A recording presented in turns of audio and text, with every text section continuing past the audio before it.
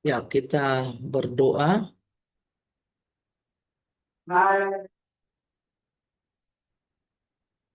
Terima kasih Bapa di surga, Bapa yang kami sembah dalam Yesus, untuk pagi hari yang Tuhan berikan kepada kami. Tuhan boleh bangunkan kami di pagi ini dan ada dalam hadirat Tuhan lewat ibadah Kingdom Family Indonesia. Seperti lagu pujian kami, Tuhan, mengikuti Yesus adalah keputusan kami. Firman-Mu adalah pelita bagi jalan kami. Kami mau dengar-dengaran akan firman Tuhan. Kiranya urapan Roh Kudus turun atas kami semua. Terlebih kepada hamba-Mu supaya kami diberikan pemahaman akan kebenaran firman Tuhan. Kami berdoa biarlah Tuhan memberkati setiap sarana dan prasarana yang kami pakai.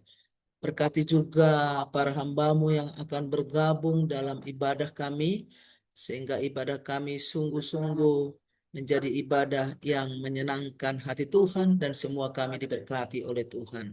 Terima kasih Bapa, di dalam nama Yesus kami berdoa dan bersyukur kepadamu. Amin.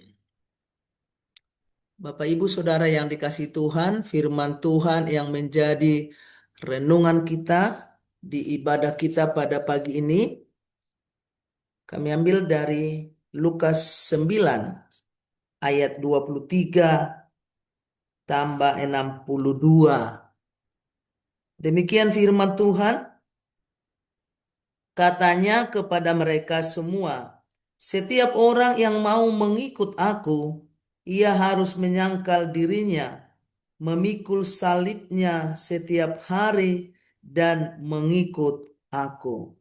Lalu di ayat yang 62, tetapi Yesus berkata, setiap orang yang siap untuk membajak tetapi menoleh ke belakang tidak layak untuk kerajaan Allah. Sedemikian jauh pembacaan firman Tuhan.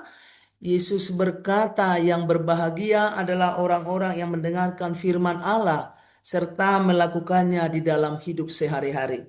Bapak, Ibu, Saudara, sesuai dengan tema bulanan kita, di mana tema kita adalah keputusan mengikut Yesus adalah harga mati walau penuh resiko.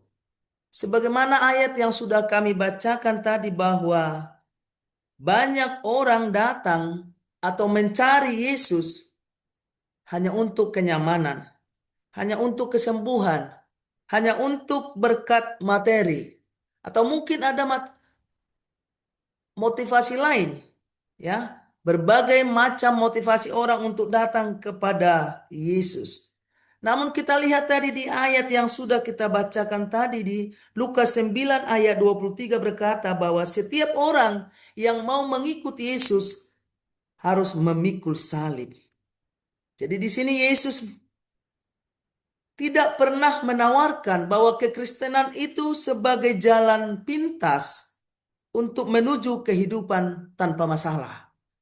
Bahkan semakin dekat kepada Tuhan, semakin banyak tantangan dan masalah yang dihadapi. Tetapi bagaimana cara pandang kita di saat kita hadir di dalam masalah, bahwa kita tidak berjalan sendiri.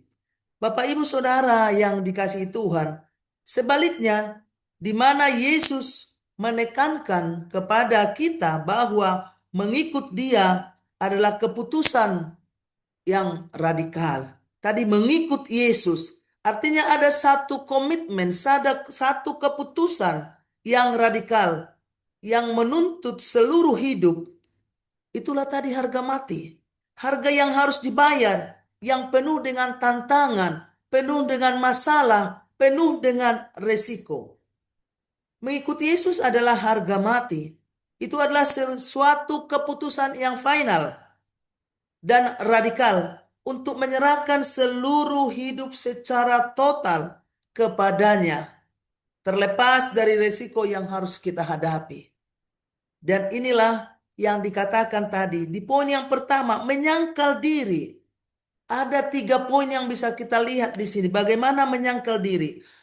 Orang menyangkal diri berarti mengubur keinginan-keinginan diri sendiri. Dan ini menjadi syarat pertama dan utama yang Yesus sampaikan untuk menyangkal diri untuk menjadi pengikut Dia.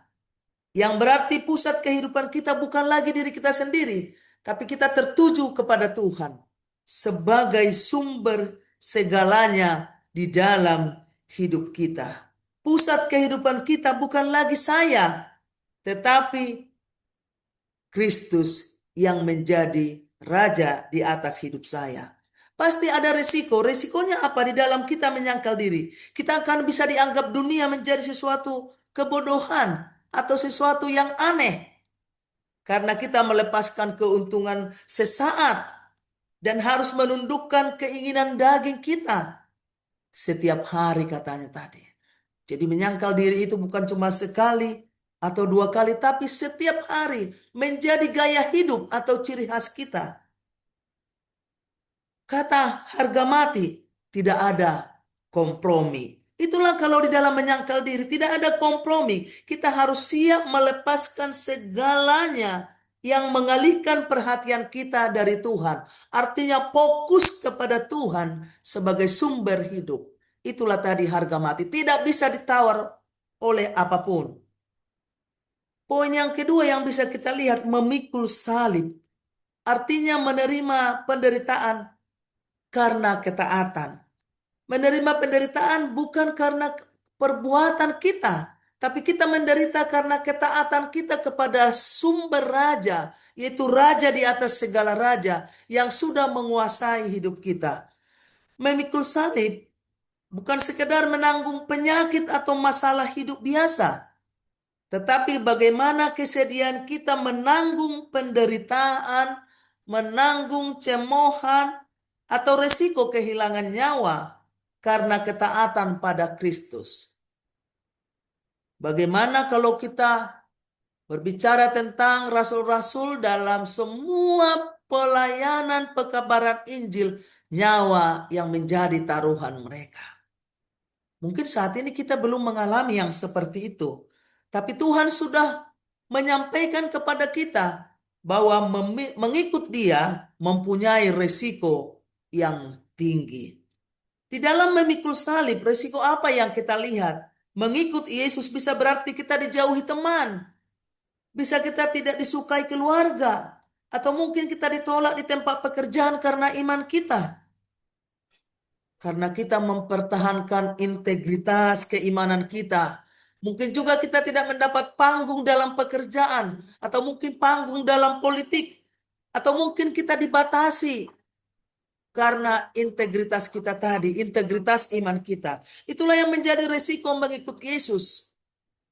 Karena kita mempertahankan integritas keimanan kita, kita ditolak, kita dibatasi, bahkan kita tidak punya panggung untuk itu.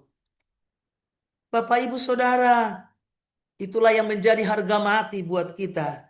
Bahwa salib harus dipikul setiap hari. Seperti ayat kita tadi. Bukan hanya hari Minggu kita beribadah, tapi ada komitmen yang konsisten. Bukan semangat sesaat atau yang musiman.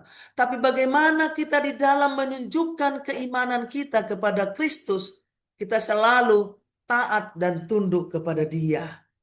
Walaupun tadi dengan penuh resiko. Kita lihat bagaimana di poin yang ketiga, mengikut Yesus. Komitmen ini seperti yang disampaikan oleh Lukas 9 ayat 62 tadi. Komitmen tidak menoleh ke belakang. Bahwa dikatakan di Lukas 9 tadi, siapa yang menaruh tangan pada bajak tetapi menoleh ke belakang, tidak layak untuk kerajaan Allah. Artinya harus fokus meninggalkan masa lalu. Bagaimana di sini Yesus mengingatkan kepada kita sebagai pengikut Yesus. Bukan hanya sekedar percaya, tapi bagaimana kita menjadi seorang murid, di mana murid akan tunduk kepada gurunya. Apa yang menjadi ciri khas daripada guru, itu yang menjadi teladan bagi muridnya. Panggilan kita, terutama orang percaya, adalah mengikut Yesus. Seperti lagu pujian kita tadi, mengikut Yesus adalah keputusanku. Artinya bukan jawaban orang lain. Keputusanku. Jawaban pribadi. Berarti kalau saya menyatakan keputusanku pribadi bahwa harus ada satu komitmen, ada satu tanggung jawab yang saya sampaikan atau yang saya lakukan kepada orang atau oknum yang saya ikut berjanji tadi. Jika kita sebagai murid, berarti Tuhan Yesus sebagai guru kita, ada sesuatu yang kita lakukan atau tindakan atau satu komitmen yang saya lakukan atau yang kita lakukan kepada guru kita, guru agung kita, yaitu Tuhan Yesus. Bapak, Ibu, Saudara, dari ketiga poin yang begitu luar biasa tadi, berbagai macam risiko. Mengikut Yesus berarti siap meninggalkan masa lalu. Mengikut Yesus adalah meninggalkan masa-masa kenyamanan yang lalu, yang menyenangkan ataupun pahit. Menyenangkan bukan kita ingat bagaimana masa lalu atau mungkin dalam kepahitan, tapi kita harus mau bangkit, melangkah masa depan. Di dalam kita melangkah itu masih belum tahu kita apa yang terjadi, tapi ada pengharapan yang kita andalkan adalah janji Tuhan. Ada di depan sana janji Tuhan. Di dalam setiap resiko yang kita lalui, yang kita menghalangi kita, ada tantangan, tapi ada janji Tuhan yang luar biasa yang kita nanti di sana.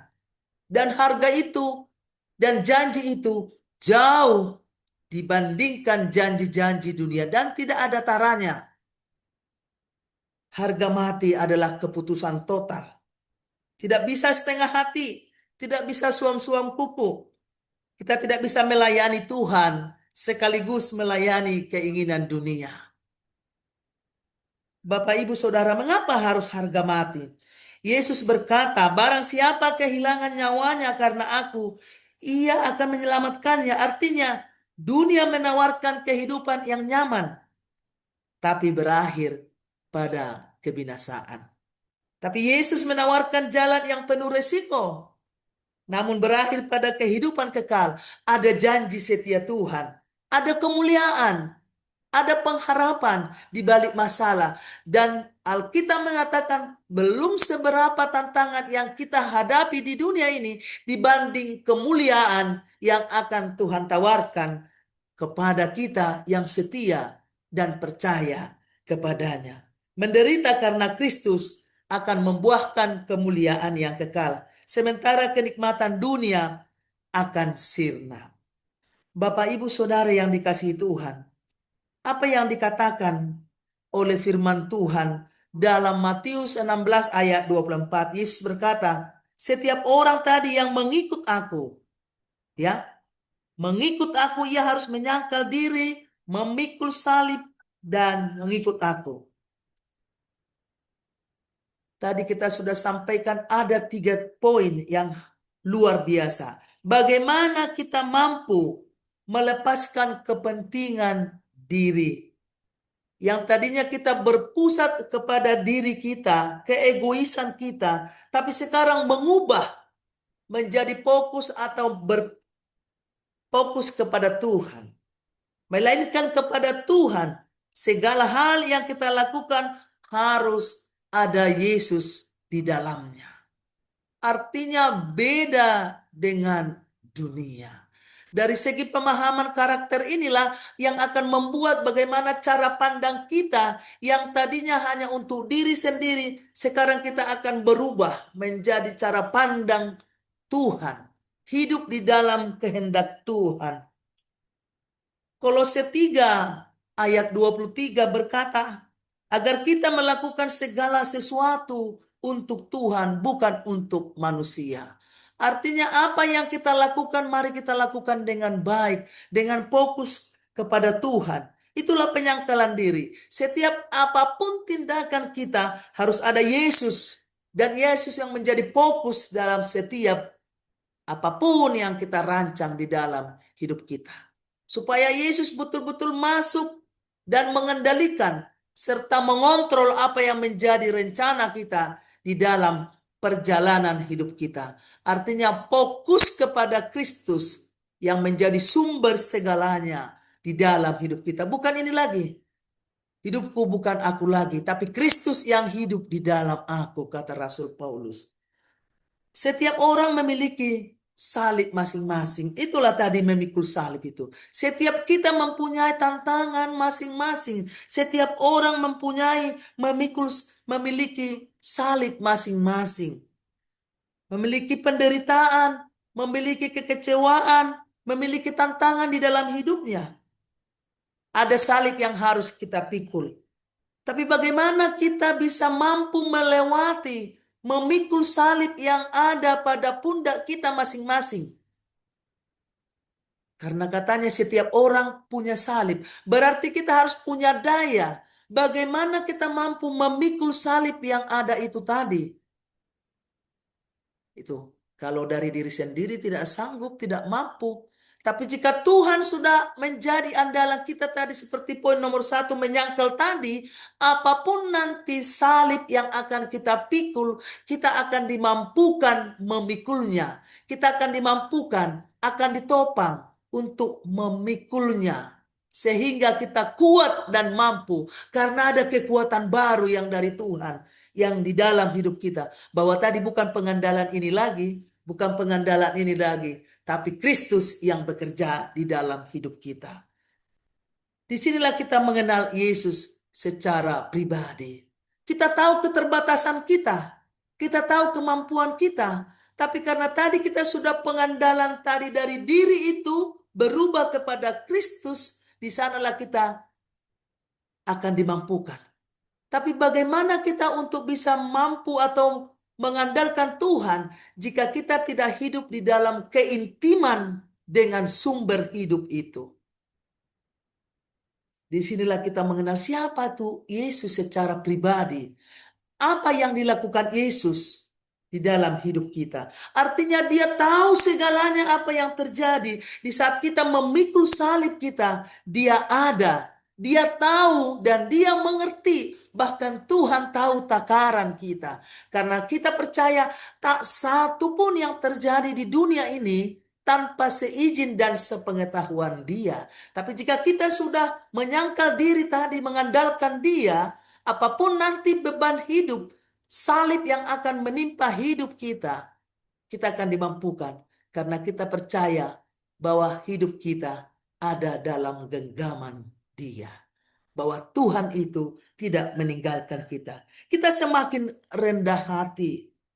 Kita semakin bergantung kepada dia. Kita akan bergantung. Dia yang menjadi nafas hidup kita. Hidupku ada dalam tangan-Mu Tuhan. Jika salib ini Tuhan izinkan terjadi, Tuhan pasti menopang saya. Tuhan tidak membiarkan saya berjalan sendiri. Karena saya mengenal Engkau Bapa yang peduli. Bapa bukan cuma jarak jauh, tapi Engkau Allah yang selalu hadir dalam setiap apa yang terjadi dalam hidupku. Sehingga kita tidak lagi menuntut Tuhan. Kenapa begini, kenapa begitu. Tapi kita akan berkata, Tuhan, kalau Tuhan izinkan ini terjadi, kuatkan saya, topang saya, supaya saya tetap melihat Engkau yang berkuasa dalam hidupku, dalam situasi suka maupun duka. Bahwa Tuhan tidak tidur, tapi Tuhan masuk dalam masalah saya, bahkan campur tangan, bahkan Kau akan ambil alih masalah ini, sehingga saya mampu memikul salib yang Tuhan percayakan saya pikul.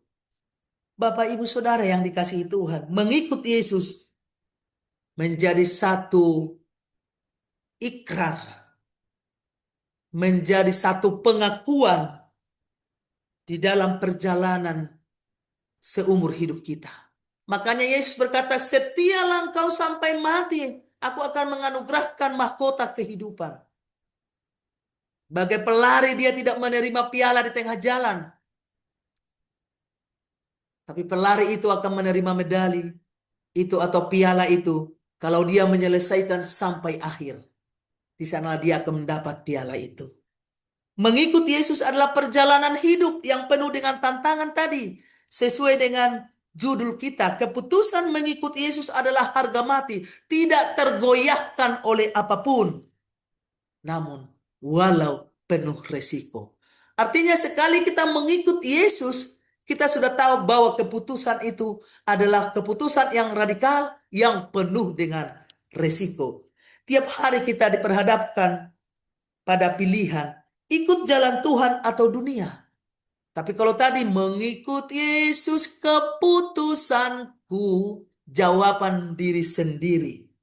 Ketika kita mengarahkan pandangan kita pada Tuhan, berarti kita tidak ada kesempatan lagi untuk melihat ke belakang atau melihat dunia atau tidak lagi terikat dengan dunia. Kita hidup di dunia, tapi pikiran kita, fokus kita, pengharapan kita, masa depan kita adalah surga. Saat kita mengenal Dia sebagai sumber segalanya dalam hidup kita, apa yang Dia lakukan kepada kita, bahwa Yesus sudah membayar kita lunas, mahal dengan darahnya yang maha kudus. Kita akan tahu mana yang Tuhan ingin kita lakukan. Saat kita mengenal Dia, kita akan tahu mana yang Tuhan ingin kita lakukan. Kita dapat mengenal Dia sebab kita memutuskan mengikut Dia. Bagaimana kita mempercayakan hidup kita secara total kepada Tuhan yang kita sembah. Jika kita betul-betul tidak mengenal siapa kita ini, jangan sampai kita menyembah Tuhan yang tidak kita kenal. Tapi biarlah kita menyembah siapa Tuhan itu di dalam hidupku. Sehingga aku berani mengatakan mengikut Yesus adalah keputusanku dan menjadi harga mati dalam hidupku.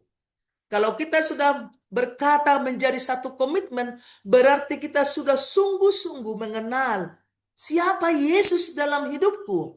Apa yang Dia lakukan di dalam hidupku. Sehingga Dia begitu berarti. Sehingga Dia di atas segalanya. Yesus segala-galanya bagiku. Ini menjadi satu judul yang luar biasa. Ya, sekaligus menjadi ikrar untuk kita setia, untuk kita tetap kuat di dalam menjalani hidup sebagai hamba-hamba Tuhan. Mungkin kita banyak menerima cemoohan, tapi ini menjadi satu ikrar, satu ingatan buat kita bahwa memang mengikuti Yesus itu banyak resiko. Mengikuti Yesus itu adalah harga mati, tidak bisa digoyang atau diganggu oleh apapun. Tapi di dalamnya ada janji setia Tuhan. Bagi orang yang setia dengan resiko tadi, dengan salib tadi, masa depan, janji Allah itu akan dipenuhi di dalam hidupnya. Bapak Ibu Saudara, mengikuti Yesus tidak dengan kekuatan sendiri. Jika tadi kita bisa mengenal Dia secara pribadi, bukan datang begitu saja. Tapi karena kita ada mencari Dia, ada terus dalam hadiratnya, merindukan keintiman dengan Tuhan, memberikan waktu buat Tuhan, sehingga Tuhan itu bekerja di dalam hidup kita dan kita mengenal siapa Dia di dalam hidup kita. Mengikuti Yesus tidak dengan kekuatan sendiri, tapi Dia akan memberikan. Tetapi jika saat kita mencari Dia, Dia akan memberikan keinginan dan kemampuan melakukan hal untuk menyenangkan hati Tuhan. Berarti di saat kita mencari Tuhan itu, Dia akan memberikan kita keinginan, hati yang baru, hati yang rindu bersekutu dengan Dia. Filipi 2 ayat 13. Kita diberikan, diperbaharui kita, diberikan kemampuan untuk menyenangkan Tuhan. Berarti tadi dengan kerinduan hati kita untuk mencari hadirat Tuhan, Tuhan membuka jalan buat kita, memberikan keinginan hati yang baru itu tadi, supaya kita melakukan menyenangkan hati Tuhan. Matius 16 ayat 25, kehilangan nyawa akan memperolehnya. Dikatakan di ayat 26-nya, apa gunanya seorang memperoleh dunia, tapi dia kehilangan nyawanya. Bapak, Ibu, Saudara, hak hidup kita, nyawa kita adalah milik Tuhan. Tuhan sudah memberikan yang terbaik dari dirinya buat kita, yaitu nyawanya. Dia mati di kayu salib untuk saya dan saudara dan untuk dunia. Keputusan mengikut Yesus adalah harga mati. Ada harga. Walaupun penuh resiko, ada harga. Makanya dikatakan bahwa dalam Alkitab tidak ada satu ayat sekalipun yang menjanjikan kalau kita mengikut Tuhan, hidup kita mulus. Tapi ombak itu akan datang silih berganti dalam kehidupan kita. Akan teraniaya. Itulah tadi resiko itu. Tapi janji Tuhan, setia Dia beserta dengan kita. Dia tidak meninggalkan kita berjalan sendiri. Tapi tangan Tuhan akan menopang kita, menuntun kita. Rohnya akan menyertai kita. Bapak, Ibu, Saudara, dari kedua ayat, Lukas 9 ayat 23 dan Lukas 9 ayat 62, ada 7 poin. Yang pertama, meninggalkan pola hidup lama. Itu tadi, tidak hidup lagi. Menjadi aplikasi yang bisa kita lihat, ada 7 poin yang kami angkat di sini. Meninggalkan pola hidup lama. Kita lihat seperti para rasul yang dipanggil oleh Tuhan menjadi pelayannya. Dari awalnya penjala ikan, ada di sana berkat jasmani. Sekarang menjadi penjala manusia, ada berkat rohani. Mengikut Tuhan tidak ada kata tapi. Tapi apapun yang terjadi, kita harus bisa berkata, ini yang terbaik dari Tuhan. Ini yang terbaik dari Tuhan. Sekarang kalau Tuhan memanggil kita menjadi anaknya, menjadi muridnya, menjadi hambanya, saya percaya Tuhan mempersiapkan kita. Tapi bagaimana di saat Tuhan sudah mempersiapkan kita? Apa jawabanmu? Apa jawabanmu tentang keputusanmu mengikut Tuhan? Penuh dengan resiko. Kita akan dikuatkan. Di saat Tuhan tadi memanggil para hambanya itu, dia bukan cuma berkat jasmani yang dinikmati, tapi juga berkat rohani. Begitu juga dengan kita. Di saat kita menyerahkan hidup kita kepada Tuhan, Tuhan akan menyediakan apa yang kita butuhkan. Alkitab berkata tidak akan pernah anak-anak Tuhan menjadi hamba-hamba Tuhan menjadi peminta-minta. Tuhan akan pelihara. Mengikut Tuhan tidak hanya tadi kata.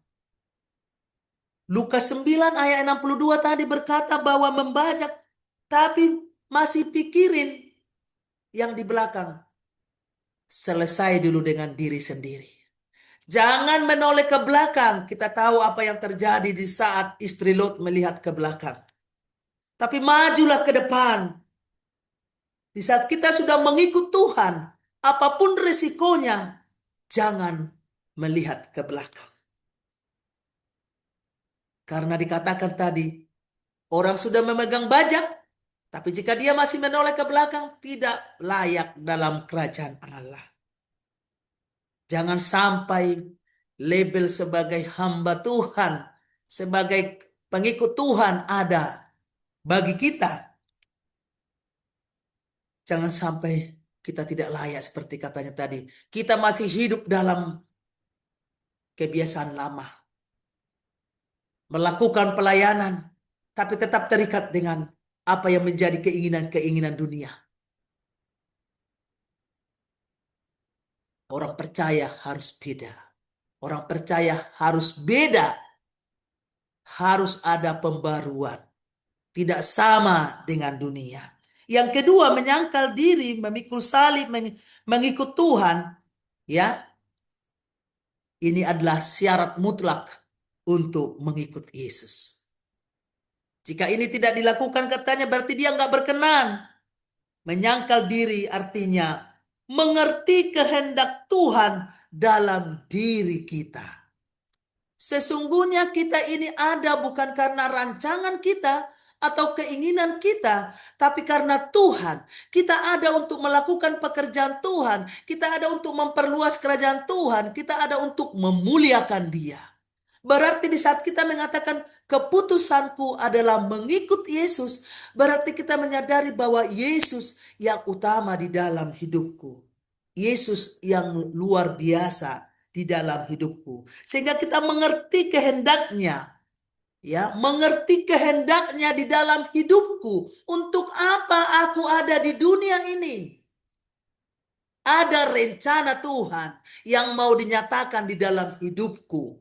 Mengerti kehendaknya, mengerti pikiran Tuhan, rencana Tuhan, mengerti perasaan Tuhan bahwa saya ini ada bukan untuk menyenangkan diriku, tapi aku ada untuk menyenangkan Raja di atas segala raja, sumber hidupku.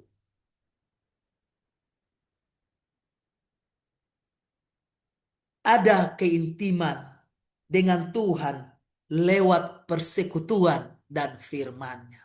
Bagaimana kita bisa mengenal Tuhan itu, mengenal sumber hidup itu, jika kita tidak hidup dalam keintiman, termasuk apa yang kita lakukan seperti Kingdom Family setiap pagi, di saat orang-orang masih dalam tidurnya, kita mencari hadirat Tuhan. Kenapa? Karena kita merasa kita ini rindu dicas oleh Tuhan. Kita butuh Tuhan sebelum kita melakukan aktivitas yang lain. Kita rindu ada dalam hadirat Tuhan.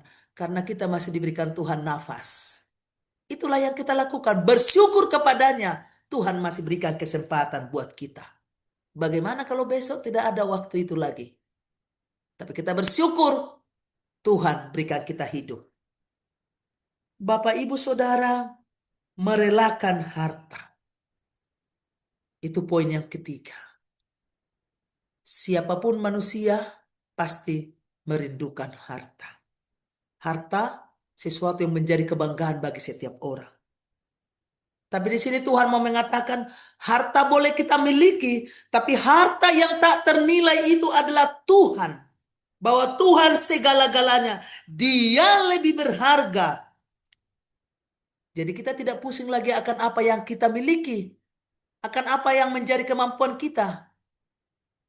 Tidak akan orang ambisi lagi untuk mencari kekayaan, bahwa dia akan mencari jalan pintas bagaimana dia memiliki dunia. Tapi dia akan mampu bersyukur dengan apa yang dia miliki. Dan dia akan mampu hidup di dalam bahagia. Bahagia itu bukan karena banyak uang, Bapak Ibu. Tapi bagaimana kita mampu mensyukuri apa yang Tuhan berikan di dalam hidup kita. Sehingga kita berkata, Tuhan segala-galanya bagiku. Dan kita akan percaya bahwa apa yang ada yang Tuhan berikan kepada kita cukup bagi kita. Ya.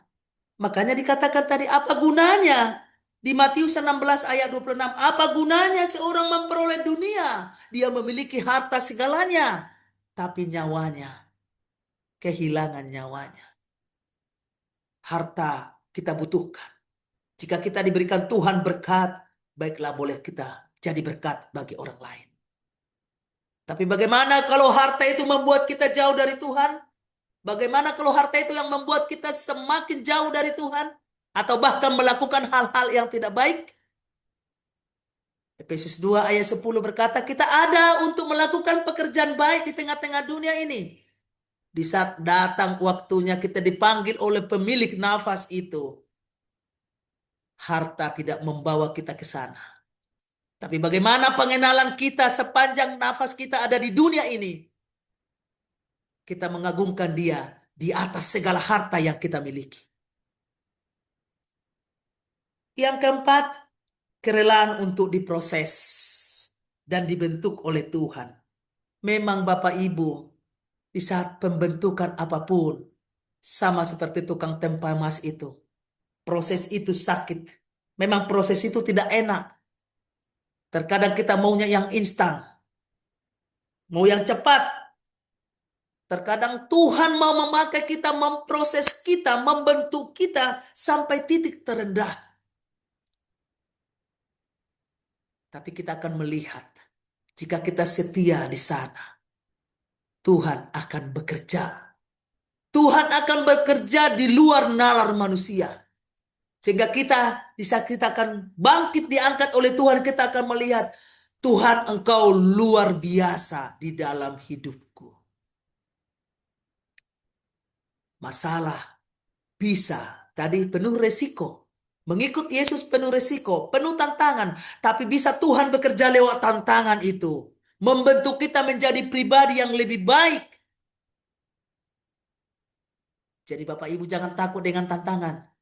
Tapi lewat tantangan kita bisa naik kelas. Semakin luar biasa di hadapan Tuhan.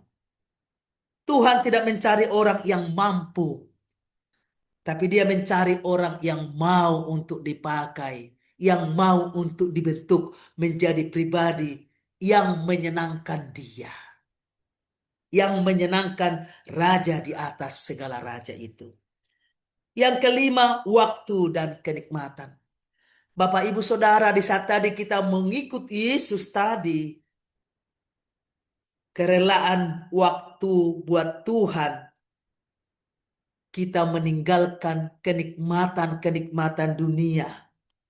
Bahkan terkadang kita dibilang, kok tidak bisa seperti ini? Harus kita beda. Merelakan waktu kita buat Tuhan. Kita harus ada prioritas dalam semua kegiatan. Utamakan Tuhan. Yang keempat, keenam, menempatkan Tuhan teratas di atas segalanya. Tuhan tidak mau nomor dua. Dia segalanya. Ikut Tuhan harus ekstrim dalam arti positif. Harus berbeda. Jangan sama dengan dunia. Roma 12 ayat 2. Harus beda anak-anak Tuhan. Dan yang terakhir, siap menyerahkan nyawa untuk Tuhan. Bukankah karena kita sudah sadar bahwa ini adalah nyawa, ini adalah milik Tuhan? Bukankah kita karena sadar bahwa saya bernapas karena Tuhan? Saya ada karena Tuhan. Kalau memang saya ada karena Tuhan, berarti pemilik apa yang saya miliki, baik jasmani rohani, baik tubuh roh dan raga saya, adalah milik Dia. Berarti saya harus siap menyerahkan nyawa saya untuk Dia, pemilik hidup saya. Saudara, ketika Tuhan memanggil kita menjadi teman sekerja, saat kita katakan, "Iya, saya bersedia mengikut Tuhan." Sering kita tidak sadar. Atau mungkin karena pengaruh orang. Ada harga yang harus kita bayar. Setiap kita menyanyikan lagu itu, "Mengikut Yesus keputusanku," ada harga yang harus kita bayar untuk mengikuti ikrar itu. Hanya keselamatan dibayar lunas di kayu salib. Harga keselamatan itulah yang termahal yang diberikan oleh Yesus untuk saudara dan saya. Dibayar lunas oleh Kristus. Dia rela mati untuk saya. Dia rela mati untuk saudara, untuk dunia. Dan itulah harga mati kita. Segalanya Dia berikan buat saya. Saya pun akan menyerahkan nyawa saya, hidup saya, dan tidak akan digoyang oleh apapun. Karena Dia segalanya. Dia di atas segala sesuatu dunia ini. Dunia menawarkan kenyamanan itu sementara dan akan akhirnya di dalam kebinasaan. Itulah sebabnya kita harus membayar harga untuk keselamatan itu. Anugerah Allah itu gratis, tapi tidak murahan. Mahal. Tidak semua orang mendapatkannya. Meninggalkan pola hidup lama artinya beralih pada iman dan panggilan iman. Oleh sebab itu, Bapak Ibu Saudara yang dikasihi Tuhan, apa yang menjadi inti keputusan mengikut Yesus adalah keputusan tertinggi dan terpenting dalam hidup manusia. Ini adalah harga mati yang tidak bisa digoyang atau digoyahkan oleh apapun. ikutlah Yesus sebab dia Raja dan Tuhan meskipun resikonya tinggi. Bahkan mengorbankan kenyamanan, harta, atau reputasi. Sebab upah yang disediakan Tuhan jauh melebihi dari apapun yang dunia tawarkan. Sebab yang Tuhan tawarkan adalah kekekalan. Tapi dunia menawarkan kesenangan sesaat menuju kebinasaan. Bapak, Ibu, Saudara menyangkal diri mengutamakan kehendak Tuhan. Pikul salib, berani hadapi tantangan, menanggung konsekuensinya. Mengikut Yesus artinya prioritas utama. Harus tangguh dan tahan uji. Setia sampai akhir. Dan di Lukas 9 ayat 62 tadi, fokus pada komitmen. Di saat kita sudah memilih menyerahkan diri kita kepada Tuhan, jangan setengah hati. Komitmen total, fokus penuh, lurus. Sebab dikatakan tadi, yang tidak lurus tidak layak di hadapan kerajaan Allah. Jangan menoleh ke belakang, tidak terikat pada masa lalu, tapi pandanglah masa depan yang dijanjikan oleh Tuhan. Ada ketegasan, ada keputusan serius, itu tadi ikrar, setia sampai akhir. Keputusan serius, tidak terbagi.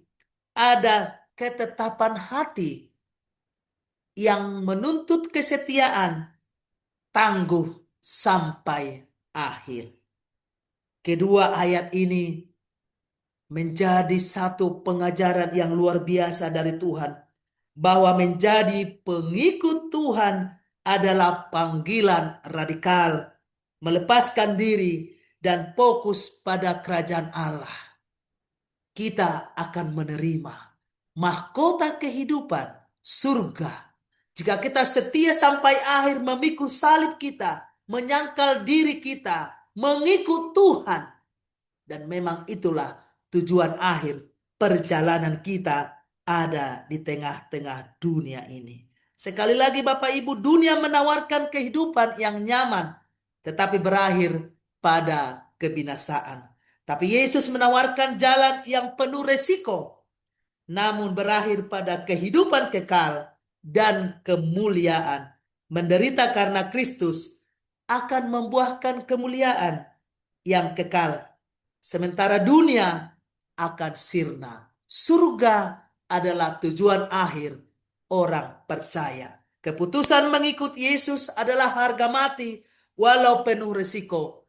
Mari kita jalani dengan setia sampai akhir, sampai pemilik segala-galanya itu, yaitu Tuhan di atas segalanya, datang menjemput kita, sehingga kita bersama-sama dengan Dia dalam hadiratnya.